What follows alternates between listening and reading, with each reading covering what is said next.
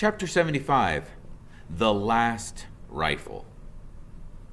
With the target deactivated, Rico 1 calmly moved on to the next phase of his mission. He limped through the gravesite and began collecting every single robot part. He splashed into the shallows and returned with a foot. He shook the sand from the cracked torso.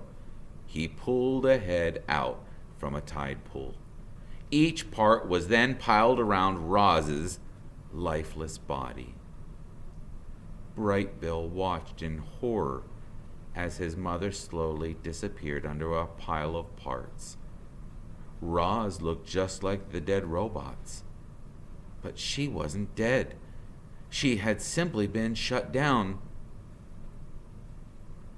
"Don't do it, Bright Bill!" The flock tried to stop their leader. "It's too dangerous." But the goose was determined to bring his poor mother back to life. Bright Bill crouched low to the ground and slowly moved toward the pile of robots. And when Rico 1 limped away to collect another part, Bright Bill sprinted over the rocks, pushed past arms and legs, and squeezed it into the pile. Click. A muffled voice echoed across the shore. "Hello, I am Rosum Unit 7134, but you may call me Roz." Bright Bill hugged his mother's face as her computer brain rebooted. "Mama, wake up!" "What happened?" she said finally. "Where is the Rico?" "He's coming this way." "What were you thinking, Bright Bill? You must leave now before he kills us both." "I was scared, Mama," cried the goose. "I didn't know what to do." Heavy footsteps stomped toward them. Robot parts were knocked aside, and then Rico 1 looked down with his glowing eyes. Bright Bill tried to squirm away, but thick fingers locked around him like a cage. "Mama, help!"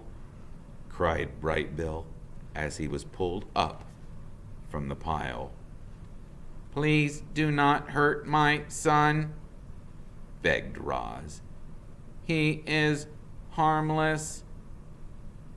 Rico 1 paid no attention to Roz.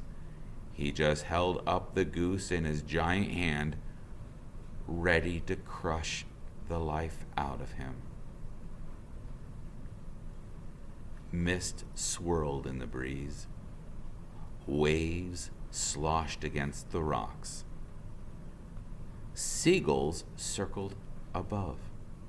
No, not seagulls, vultures.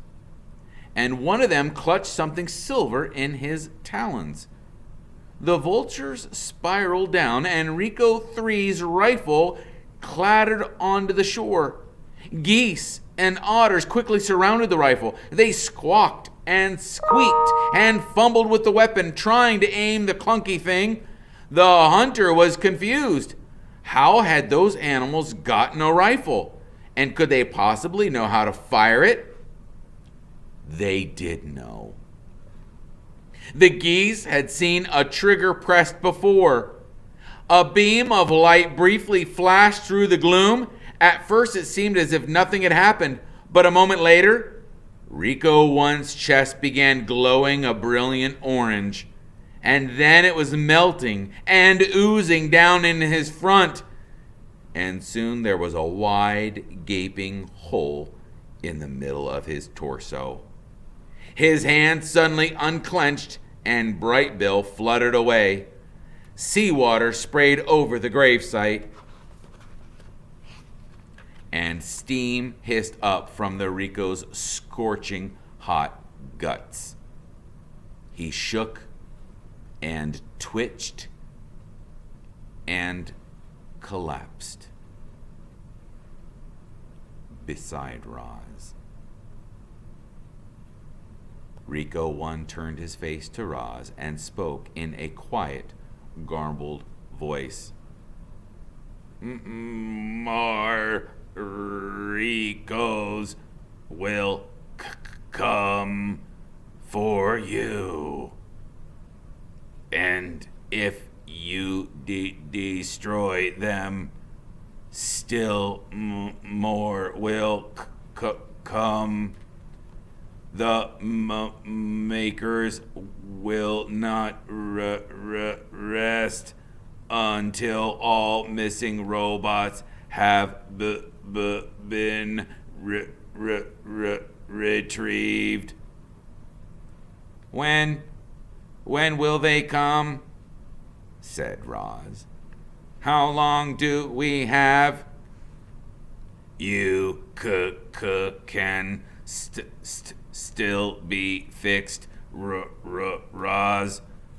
Go to the airship, bring all of the robot parts with you. The ship knows what to do. His voice went silent. His eyes went dark. Rico 1 was dead.